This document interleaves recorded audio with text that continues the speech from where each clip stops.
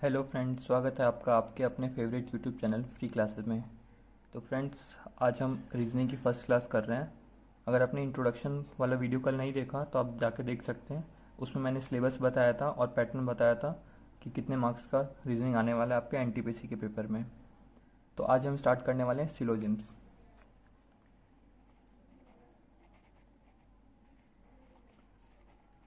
Syllogism, ठीक है। अभी क्या होते हैं, आपने बहुत सारे पेपर में देखे होंगे, इस टाइप का स्टेटमेंट्स होते हैं। If cat is, all cats are dogs, all dogs are monkey. Then conclusion होता है सम कैट्स आर मॉन्की। इस टाइप के जो क्वेश्चंस होते हैं वो आते हैं सिलोजिम्स के अंडर में। तो आइए देखते हैं इसके कुछ रूल्स। पहले देखिए, आपको बताता हूँ। अगर बोला हो ऑल ए इज़ बी, इसका मतलब क्या है? जो ए है, अब इसको हम ए मानते हैं, जो सारा ए है वो बी है। देख सकते हैं जो सारा ए है वो बी के अंडर में आ रहा है, तो all A is B. Second, some A is B, इसका मतलब क्या है? सम, कुछ ए का पार्ट बी है। यानी अगर मैं एक ये ए मानता हूँ और ये बी है, तो देख सकते हैं यहाँ पे कुछ ए का पार्ट बी है। Third, no A is B, no A is B, इसका मतलब क्या है? कोई भी ए बी नहीं है, इन दोनों में कोई रिलेशन नहीं है। फिर फोर्थ है some A is not B, इसका मतलब ए का कुछ हिस्सा बी नहीं है, यानी कुछ हिस्सा बी होगा।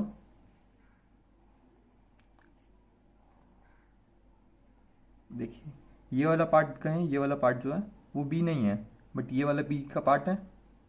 सम ए इज नॉट बी, तो बिल्कुल similar some A is B, ठीक है।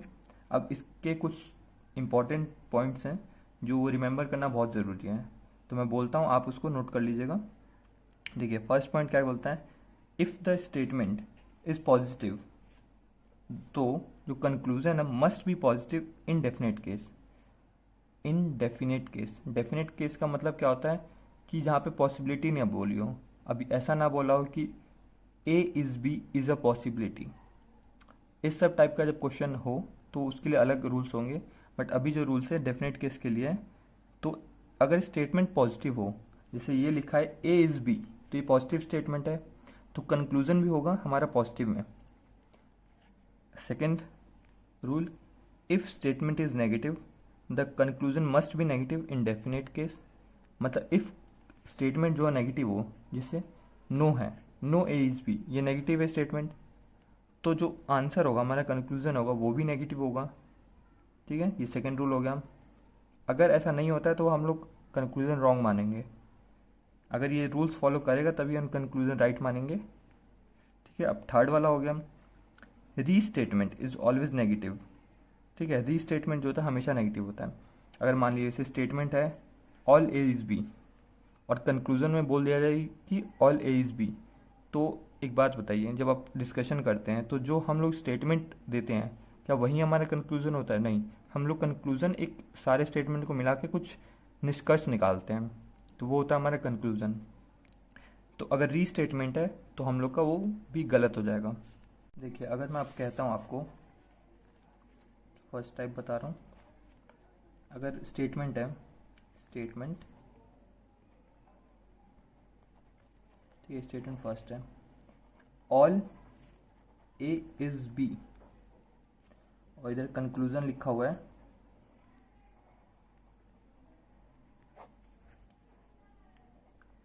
ऑल ए इज बी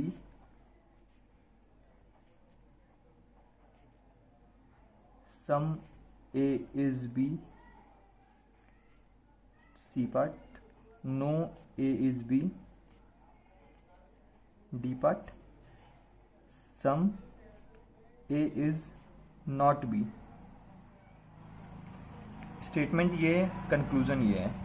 तो अब आप बताइए कौन सा इस कंक्लूजन हमारा सही होगा, कौन सा गलत होगा। तो देखिए ऑल ए इज बी, इसका मतलब क्या है कि जो हमारा ए है, अगर ये छोटा वाला ए है तो ये बी है, all A B is B. और कंक्लूजन क्या बोला हुआ है, ऑल ए इज बी।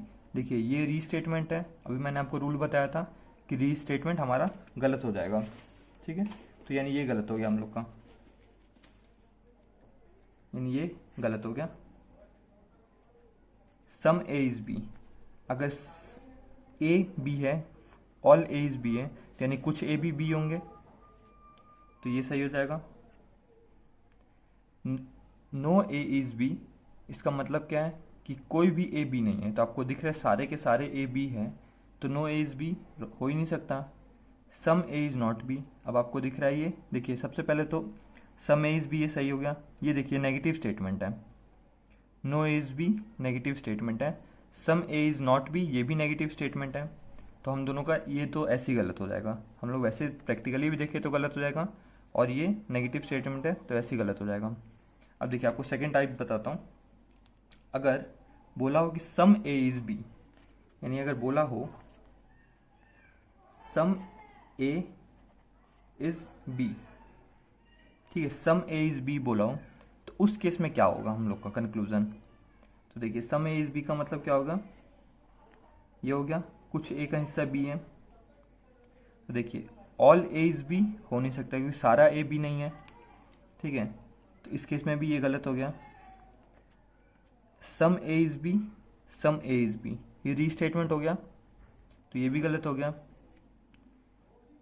ये पॉजिटिव स्टेटमेंट है सम ए इज बी, और ये नेगेटिव स्टेटमेंट है, क्योंकि हमारा जब भी पॉजिटिव स्टेटमेंट होता है तो हमारा आंसर भी पॉजिटिव होना चाहिए, पॉजिटिव स्टेटमेंट में आना चाहिए कंक्लूजन। पर ये नेगेटिव स्टेटमेंट है तो ये भी गलत, और ये भी नेगेटिव स्टेटमेंट है तो ये भी गलत। तो अब आपको समझ आ गया होगा कि इसमें रूल्स तीनों बहुत इंपॉर्टेंट है। फर्स्ट रूल, पॉजिटिव स्टेटमेंट हो तो पॉजिटिव कंक्लूजन होगा। सेकेंड रूल, नेगेटिव स्टेटमेंट हो तो नेगेटिव कंक्लूजन, और restatement is wrong.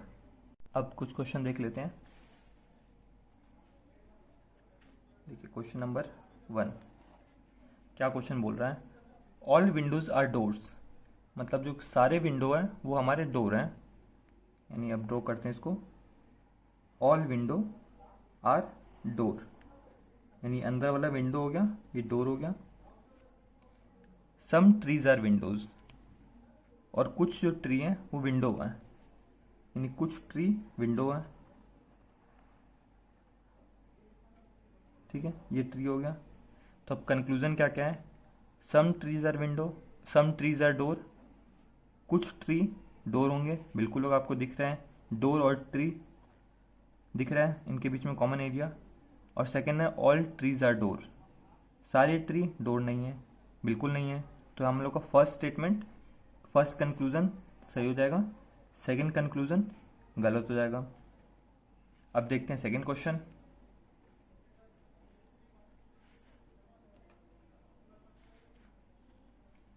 All forest are river, यानी देखिए ऑल फॉरेस्ट रिवर है, इसका मतलब ऑल फॉरेस्ट रिवर है,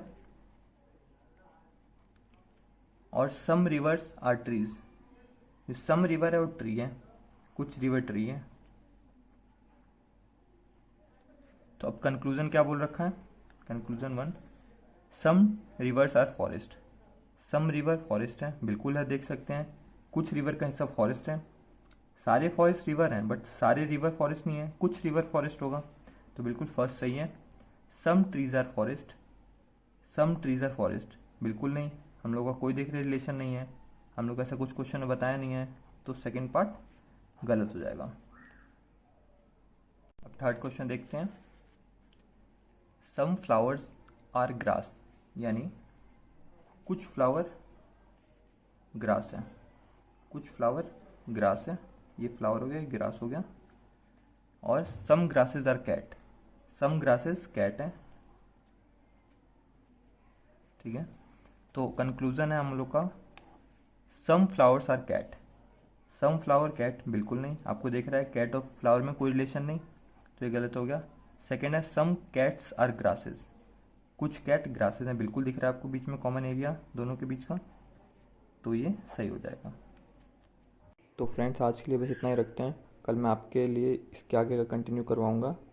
और प्लीज़ इस वीडियो को लाइक करिए एंड शेयर करिए, जितना ज़्यादा बच्चे जुड़ेंगे उतना ही अच्छा से अच्छा कंटेंट आपके लिए लाया जाएगा। और हमारे चैनल को सब्सक्राइब ज़रूर करें।